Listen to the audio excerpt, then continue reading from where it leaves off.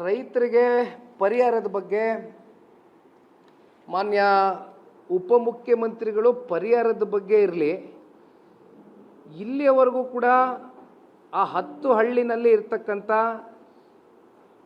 ಅಲ್ಲಿರ್ತಕ್ಕಂಥ ರೈತ ಹೋರಾಟಗಾರರ ಹಾದಿಯಾಗಿ ನಾನು ಕೇಳ್ತಕ್ಕಂಥದ್ದು ಉಪಮುಖ್ಯಮಂತ್ರಿಗಳಿಗೆ, ಇಲ್ಲಿಯವರೆಗೂ ಒಂದು ಸಭೆಯನ್ನು ಕೂಡ ನೀವು ರೈತರ ಜೊತೆ ಮಾಡಲಿಕ್ಕಾಗಿದೆಯಾ?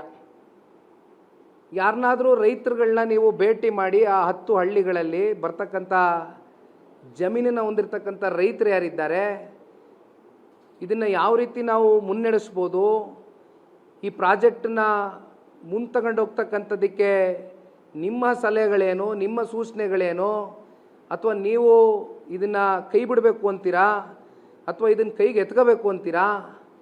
ಇದ್ರ ಬಗ್ಗೆ ಕನಿಷ್ಠ ಒಂದು ಕಾಳಜಿಯನ್ನು ಹೊತ್ತು ಉಪಮುಖ್ಯಮಂತ್ರಿಗಳು ಇಲ್ಲಿವರೆಗೂ ಒಂದು ಸಭೆ ಮಾಡೋದಿರಲಿ.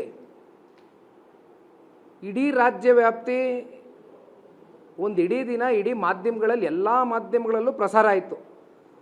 ಉಪಮುಖ್ಯಮಂತ್ರಿಗಳು ಯಾವ ರೀತಿ ನಡ್ಕೊಂಡ್ರು, ನಾನು ಏನು ಮಾಡಬೇಕು ಅದನ್ನು ಮಾಡೇ ತೀರ್ತೀನಿ, ನೀವು ಯಾವ ರೀತಿ ತಡೆಗಟ್ತೀರಾ ನನ್ನನ್ನು ನಾನು ನೋಡೇ ಬಿಡ್ತೀನಿ ಅಂತ ನೀವು ತೊಡೆ ತಟ್ಟು ಹೋಗ್ತೀರಿ ರೈತರ ಮುಂದೆ ನಿಂತ್ಕೊಂಡು. ನೀವು ರೈತರಿಗೆ ತೋರಿಸ್ತಕ್ಕಂಥ ಗೌರವ? ಇದಕ್ಕೆ ನೀವು ಉಪಮುಖ್ಯಮಂತ್ರಿ ಸ್ಥಾನದಲ್ಲಿ ಕೂತಿರೋದು. ಈಗ ನೀವು ಈ ಪ್ರಾಜೆಕ್ಟ್ ಸ್ಟಾರ್ಟ್ ಮಾಡಬೇಕು ಅಂದರೆ ನಮ್ಮ ಪ್ರಾಜೆಕ್ಟ್ ಬಗ್ಗೆ ನಾನೇನು ಹೇಳ್ತಾ ಇಲ್ಲ, ಬಟ್ ರೈತರನ್ನ ನೀವು ಕನ್ಸಲ್ಟ್ ಮಾಡಿದ್ದೀರಾ, ನೀವು ಅವ್ರನ್ನ ಕನ್ಸಲ್ಟ್ ಮಾಡಿದ್ದೀರಾ? ಇದನ್ನು ಮಾಡ್ಬೋದಾ, ಮಾಡೋದ್ರಿಂದ ಪಾಸಿಟಿವ್ಸ್ ಏನು, ನೆಗೆಟಿವ್ಸ್ ಏನು, ಇದ್ರ ಬಗ್ಗೆ ಚರ್ಚೆ ಆಗಿಲ್ಲ ಇಲ್ಲಿವರೆಗೂ.